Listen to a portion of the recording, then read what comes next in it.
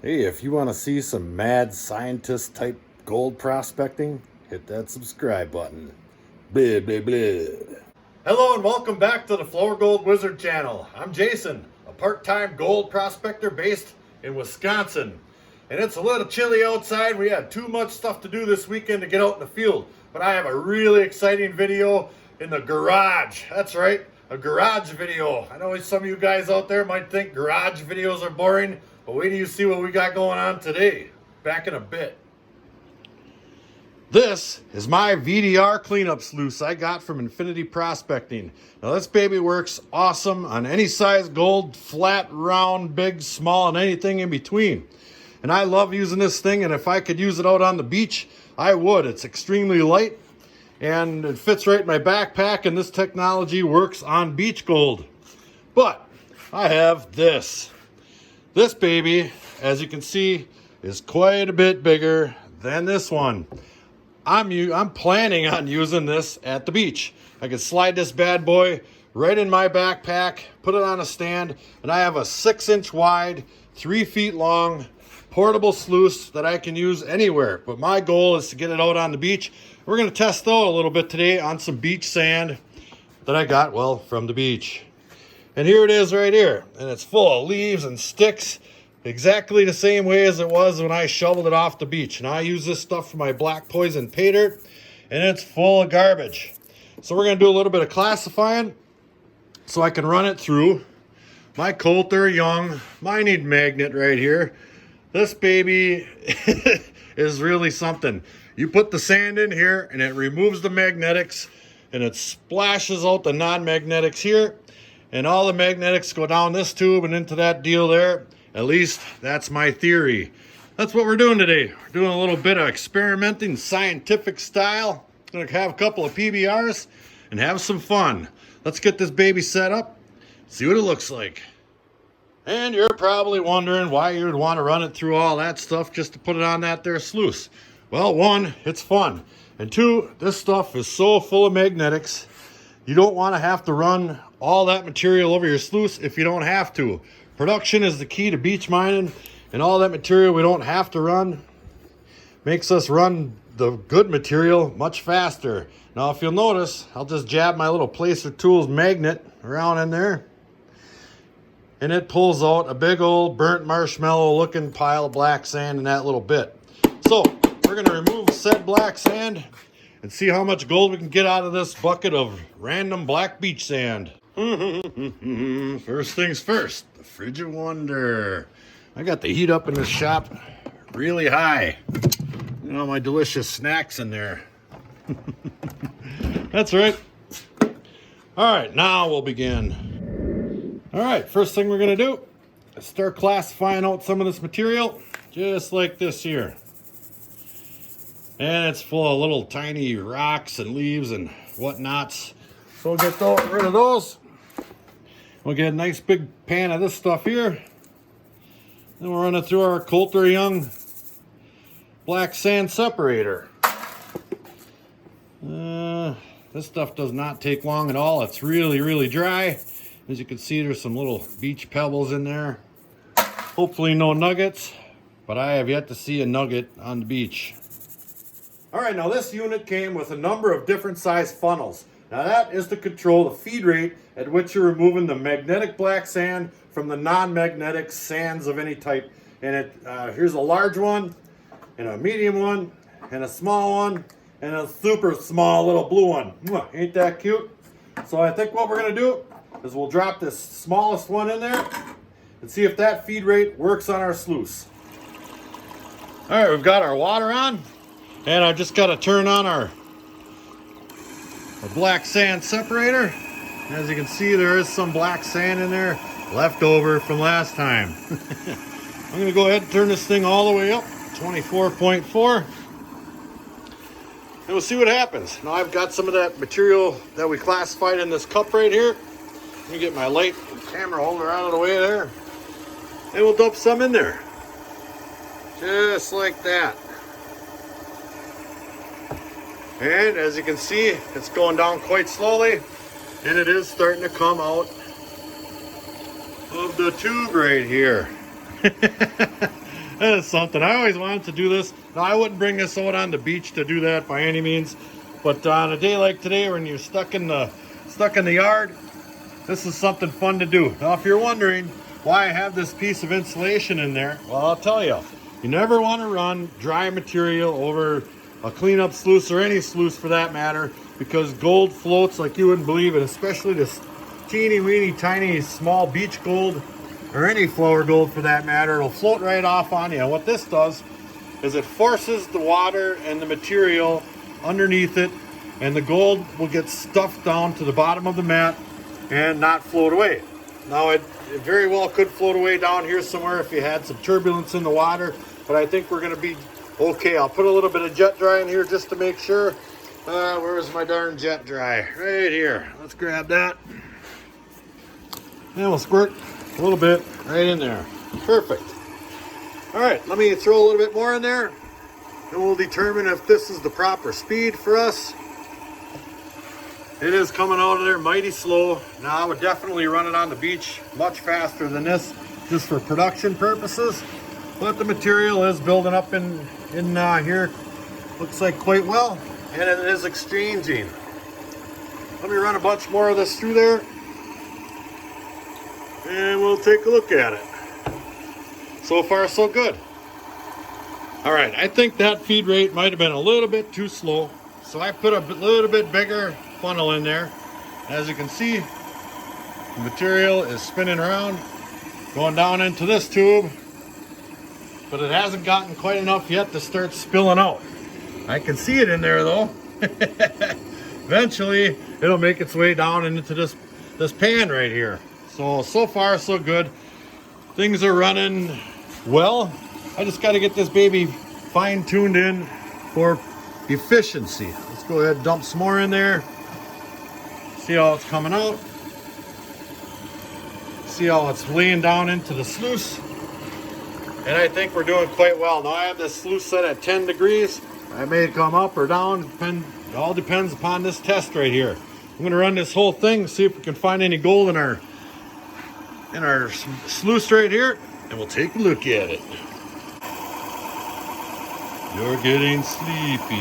Blah, blah, blah. Blah, blah, blah. All right, now we know that it works. At least it's building up enough inside of there, and it's finally starting to drip out of there. That was a lot of fun. I think we're going to switch gears up a little bit. We're going to get rid of the black magnetic separator here. We're going to just wet a bunch of this material down and do it like we're going to do it out on the beach. I don't need this piece of insulation on there, none of it. So let me let this thing clear out a little bit, and I'll see if we can spot any gold, and then we'll change to production mode.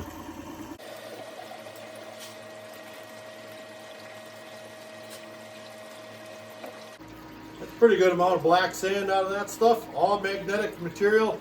I did not have to run over my cleanup sluice right there, or my beach sluice. We'll put this off to the side, and we'll unplug it, because me and electricity do not get along at all. There we are, I got this whole unit.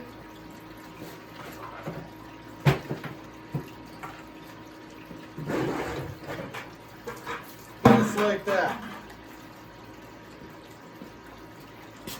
We'll pop this out of there. Let's inspect the mat to see if there's any gold in there. And upon inspection, I do see a couple of pieces of gold in there. Let me pan in. Not too much. One here, one there. But this is just your random black sand off the beach I wanted to bring home to do some testing, and we are. And it looks like I had my sluice running just a little bit too hot here. But I'm not sure if I can turn this thing down anymore. It's broke. It doesn't even turn all the way off. I don't know what the heck happened. I might have got it wet or something. But it looks like I'm running just a little bit crooked maybe, and a little hot. We'll correct that right now. Now I'm not going out on the beach with a spoon, all right? Now this is a little bit actually more square footage than my high banker that I typically haul out there, but it's a third of the weight as that high banker I drag out there. Now that thing is about 2 feet long and 7 inches wide. This is 6 inches long, 3 feet wide. So by surface area, we have more sluice here. Now, typically I would use this scoop right here with wet material and run it over my gold cube or my high banker. So I'm not gonna sit in the shop here with a spoon and feed this thing if I wanna find out what's on that darn beach. So we'll drop a full spoon in there, just like that, or whatever. That might have been a little bit much. And they did clog up quite a bit. Well, not clog up, but they filled up quite fast. And they emptied out quite fast. Maybe just a hair too fast. Let's give it just a minute. Now, we don't want these things to empty all the way out, and we don't want them to be full all the way. We want them to be about half full, and that front edge right there roiling, so as the gold has an opportunity to roil back underneath and get up against those top edges up there, right there, and get trapped. So I still think we're running just a little bit too hot because those are going to empty right out. I'll have to figure something out. I'll have to find something shorter than this cooler here because I can't turn that darn thing up or down. All right, now we're at 8 degrees. Grab another scoop of that. Got a slightly shorter cooler under there. We'll dump that one on there. And by the time it gets about right here with that size of a scoop, it's no longer filling them all the way up. But from there up, they have filled up. But it looks like they are exchanging better than they were at 10 degrees. So I'm going to stick with this 8 degrees for just a little while and see what happens. Especially if these little eyebrows right here are holding on to any material at all. I think we're going to be in business. All right, let's do it.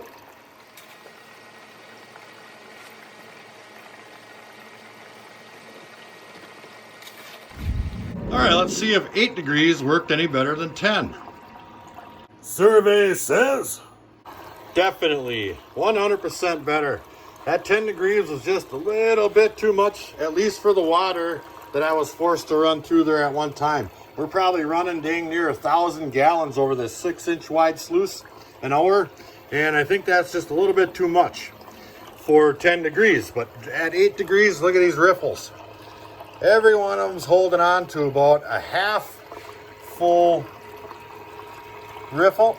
Even those little eyebrows and spinnerets are holding on to some material, and that's exactly how you want this baby to run.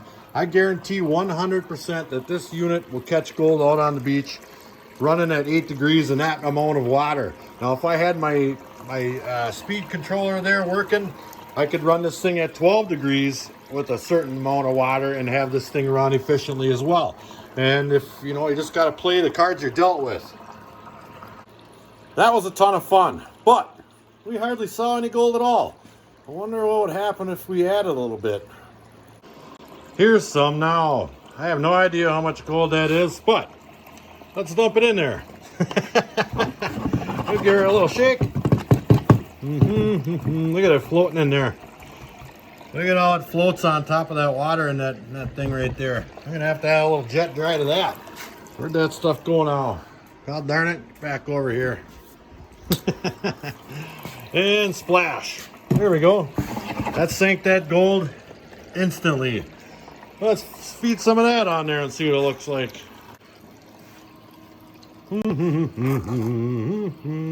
Grab a scoop of that. Oh, and in she goes. Hey, look at her. It holds on to gold. Would you just look at that? That was crazy. Let's get another one. And splat. Oh my God, that looks awesome. That was almost as fun as that Yooperlight Paydirt I made. Look at the gold sitting on these riffles up here. These little, it's like the indicator mat I had on my gold cube. But that stuff does not make it far at all. This is proof in the pudding that this is going to hold gold on the beach 110%. Now you saw how much gold we dumped on there. I do not see gold past. Ooh, I tell ya. Boy, right there I see a piece. Hopefully you guys can see that too. And then from there up, it really starts getting thick, but it didn't make it much off this here thing at all. Let me feed the rest of that in there. Let's see if we can have a nice golden sluice.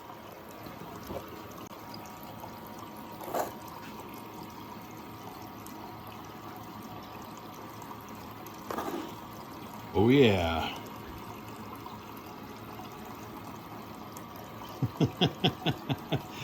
Oh, it's going to be fun to pan out, I tell you what. Look at that. I don't even know how much gold that was. I can't wait to find out. Yeah, let's imagine 3-4 grams or something. Does that look tasty? Mmm. Our material is all ran, and that is a pile of gold. That's for sure. Boy, those first couple of little spinnerets right there are absolutely packed with it, just packed. And we'll take a little trip down memory lane, see how far down we can see any of that stuff. Not very. I absolutely love this VDR technology. That little guy right there works a treat. And this guy here is gonna work a treater. All right, let's get this stuff in a pan, take a little peek. Yeah, we got that all broken down. Here's our material in the bottom of this here pail. Let's see if you can spot any gold down in the bottom of this here pail one time. Is that gold in there? Let me see if I can pan in. Yeah, there's a little bit of gold in there. All right, let's get it in this here XP pan. Whoa, pan it out. Blah, blah, blah.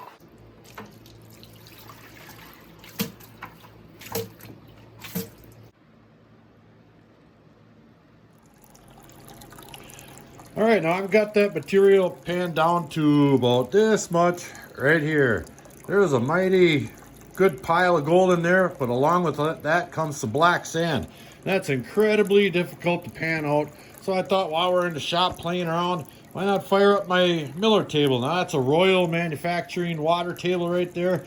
And I put a test scoop on there just to make sure I wasn't gonna blow all my gold off of there when I actually put the gold bearing material on there. And I want it to run incredibly slow just to make sure I don't have to chase gold out of my tailings. Now what I'll do is I'll go ahead and I'll pan in on that. And you can see that it's running really, really slow. Now I could turn that up just a little bit if I really wanted to.